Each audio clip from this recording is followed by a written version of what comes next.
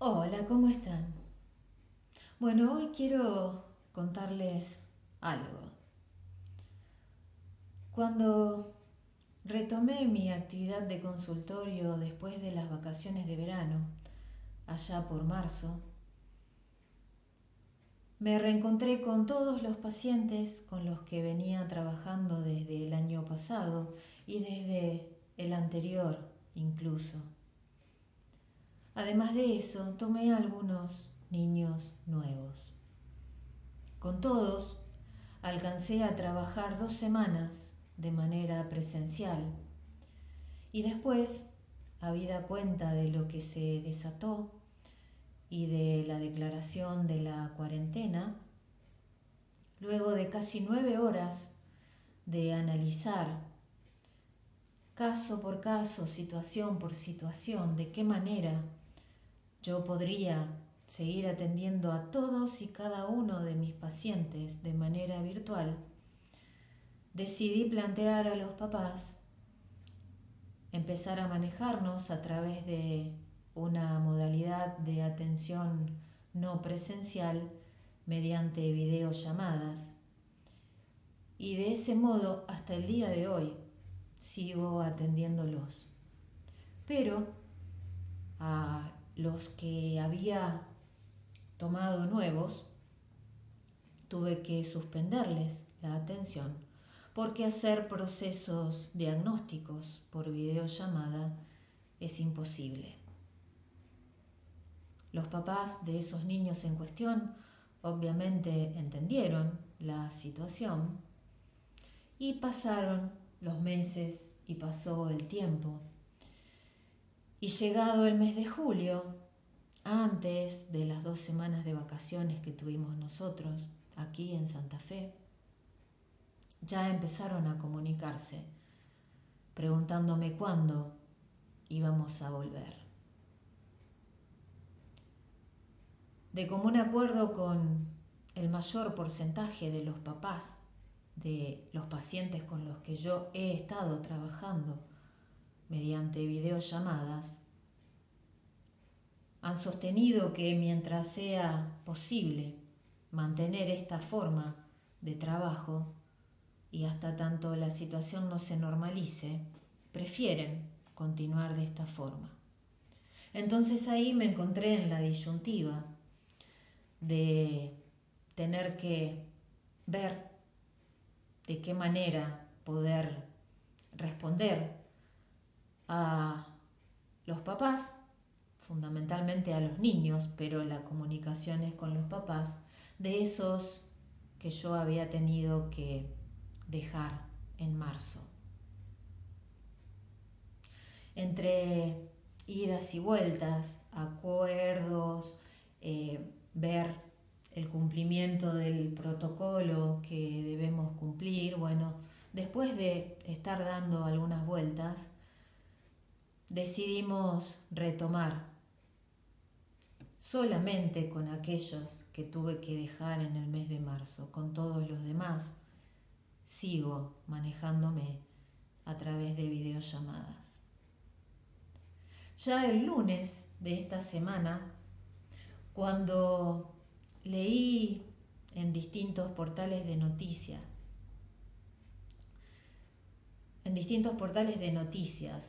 diarios, sitios web, radios, que en San Juan, República Argentina, 10.500 alumnos retomaban las clases virtuales y entonces me adentré en todo el protocolo y en toda la preparación que se venía haciendo como para llegar a ese punto. Me vi en situación de detenerme frente a ciertas fotos y sentir un impacto profundamente desagradable. Y entonces me pregunté cómo manejar, teniendo en cuenta algo en lo que vengo insistiendo mucho durante este tiempo, teniendo en cuenta todas las medidas que hacen a la prevención y a la precaución, desde la higiene, en una cuestión de cuidado físico, por evitar el contagio, por evitar la propagación, pero aludiendo a lo físico, me trasladé a la situación y me pregunté cómo hacemos para manejar el hecho de que un niño que hace 5 meses no ve a sus docentes, que hace 5 meses que no ve a sus compañeros, llegue a la escuela y no pueda correr a abrazar a su seño, a abrazar a su profe de educación física, a darles besos, a hacer lo mismo con sus compañeros, con las porteras, con las secretarias, con la bibliotecaria. ¿Cómo manejamos el control de eso? Pero no en cuanto a la prohibición, ¿cómo hacemos desde el alma para retener a un niño que está queriendo correr a abrazar a su maestra, a la que no ve hace 5 meses? Cuando yo me trasladé a esta situación, me proyecté a eso, me sentí tan pero tan mal que llegué a sentir, simplemente por imaginarlo, que era 1000 veces preferible sostener la comunicación virtual. Porque sosteniendo la comunicación virtual, a la que los chicos de alguna manera están acostumbrados porque manejan pantallas desde el preciso instante en que dejaron la mamadera, e incluso hasta simultáneamente, los chicos están acostumbrados a ver videos, a comunicarse, a ver a otros, pantalla mediante, a través de juegos. Y en esto de las clases virtuales y de la comunicación a través de videollamadas, si bien no somos palpables, nos estamos viendo el rostro, estamos viendo nuestra gesticulación facial al comunicarnos con ese otro. Y tenemos claro, y no nos resulta frustrante el no poder tocarnos, el no poder abrazarnos, porque el otro está en otro espacio físico y me estoy comunicando a través de una pantalla. Pero ¿qué va a pasar? ¿Qué pasa en el momento en que estamos frente a frente y a esa situación le tenemos que poner un freno? Y me empecé a preguntar, a cuestionar y a decir, vamos a tener que empezar a pensar cómo manejar el rechazo, el sentirse rechazado, esto de desbordar de ganas de abrazar a la persona que tengo delante de mí y tener que quedarme a un costado, tener que poner distancia. Me puse a pensar cómo vamos a actuar los adultos, cómo van a actuar los adultos frente a esa intención o a ese ímpetu de los chicos. Pará, salí, alejate, no me toques, pará. Tenemos que mantener las distancias. ¿Cómo lo vamos a manejar? En eso hemos estado pensando tanto como pensamos en un banco allá, el otro acá, que no haya contacto, tapabocas, lavado de manos frecuente, alcohol en gel. Cuando yo estaba con todo esto a punto de ebullición, me veo yo en situación de reencontrarme con mis pacientes, con esos a los que pude ver 3 o 4 veces nada más hace 5 meses, volver a encontrarme con ellos en este espacio. Y me veo en situación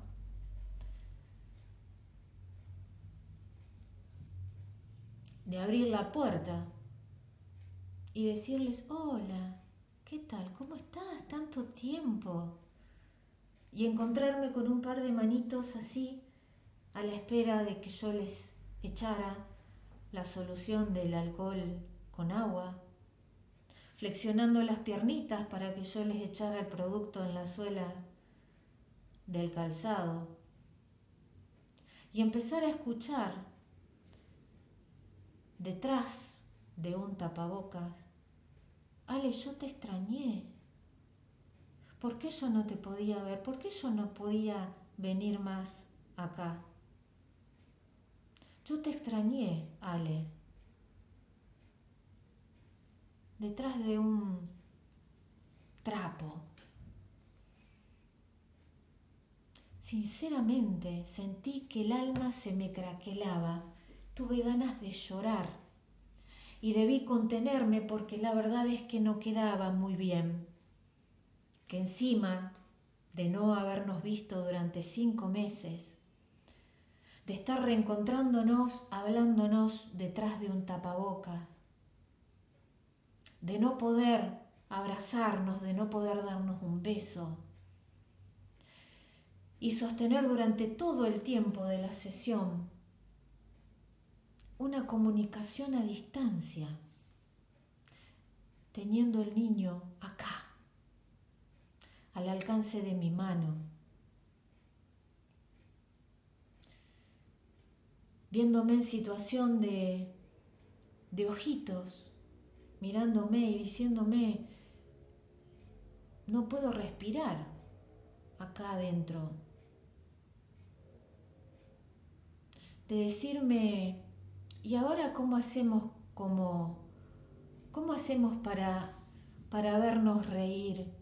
¿Te acordás, Ale, que habíamos hecho un juego de la risa y de estar haciendo mímica el primer día que nos conocimos? ¿Y cómo hacemos ahora? Y empezaron a surgir cuestionamientos y a mí me empezaron a pasar tantas cosas a nivel del alma, de decir: ay, esto sí que es mucho más difícil de lo que yo me había imaginado. Y dije, a diferencia de una sesión sostenida mediante una videollamada, en donde lo que a mí se me dificulta es ver lo que los chicos hacen en una hoja, es ver lo que los chicos están armando, porque de hecho los celulares, o a los celulares, los papás se los ubican de manera tal que lo que yo pueda es verles la cara. Por lo tanto, cuando estamos trabajando algo gráfico, cuando estamos trabajando algo en donde lo que trabajan son las manos, en la elaboración de un producto, permanentemente está esto de levantar lo que estoy haciendo y te muestro y mira cómo va quedando. Y ahora yo me encontré en situación de estar viendo perfectamente lo que hacían con las manos, pero sin poderles ver a pleno la expresión facial, ni ellos a mí, y me pareció espantoso. Entonces dije: ¿y cómo hacemos? ¿Cómo hacemos? ¿Cuál es el camino? Y hoy, a 2 días de haber empezado, de haber retomado esta normalidad profundamente anormal de mi atención presencial, les quiero contar que a mí me pasó todo esto y que esto que a mí me pasó me dispara el preguntarme y el decir: tenemos que tener los ojos muy abiertos al modo en que cada uno de nuestros hijos empiecen a reaccionar, porque después de tanta espera, llegar al lugar al que tengo muchas ganas de ir desde ya hace mucho tiempo y reencontrarme con las personas con las que me voy a reencontrar, con todos esos frenos, con todos esos límites, va a ser muy difícil. Y yo me pregunto qué tipo de consecuencias pueda empezar a haber en los chicos, porque de hecho, cuando se empezaron a flexibilizar ciertas cosas y tuvimos la posibilidad de reencontrarnos con nuestras familias, con los afectos más íntimos con los que no convivimos durante la cuarentena estricta, si bien es una realidad que hay que conservar las distancias y tener una serie de cuidados, también es una realidad que en las reuniones familiares, en las que nos reunimos fundamentalmente a almorzar, a comer, no estamos con la mitad de la boca tapada. Y también es una realidad que como somos familiares y tenemos plena conciencia de qué manera se ha manejado el otro y de qué manera me manejé yo, nos abrazamos. Lo que creo que trata de evitarse es el beso, porque de hecho esto tiene una proyección a través de la saliva, a través de las mucosas, pero un abrazo en donde yo abrazo al otro y de acuerdo a las alturas, de acuerdo a los tamaños que tienen las distintas personas que intervienen en un abrazo, que participan en un abrazo, como mucho, la cabeza de uno puede llegar a quedar contra el pecho del otro y de costado. Pero si somos más o menos parejos en altura, la cabeza de uno queda sobre el hombro del otro. Y ahí, ¿cuál es el riesgo? Si no tosemos, si no estornudamos, si nos lavamos las manos, si tenemos todo el tipo de precauciones habidas y por haber, ¿cómo vamos a empezar a manejar con nuestros alumnos, con nuestros pacientes, con todos aquellos con los que empecemos a vernos después de tanto tiempo, teniendo en cuenta la carga de expectativas que hay, sobre todo en ellos? ¿Cómo vamos a empezar a manejar esta situación? Yo soy una de las personas que viene cumpliendo la cuarentena prácticamente a rajatabla y con muy pocas variaciones hoy respecto al primer tiempo en donde era todo estrictísimo. Y realmente, hoy, a 3 días de haber practicado el regreso a la atención presencial, el corazón me grita muy pero muy fuerte que realmente lo que prefiero en mis pacientes es verles las caras, es verlos gesticular. Eso 1000 veces por sobre el ver lo que estén haciendo.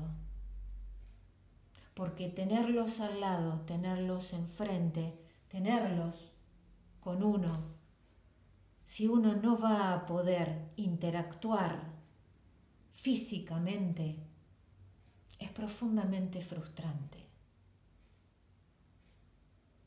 Y yo veo que en ese sentido, el costo de estar cuidando lo físico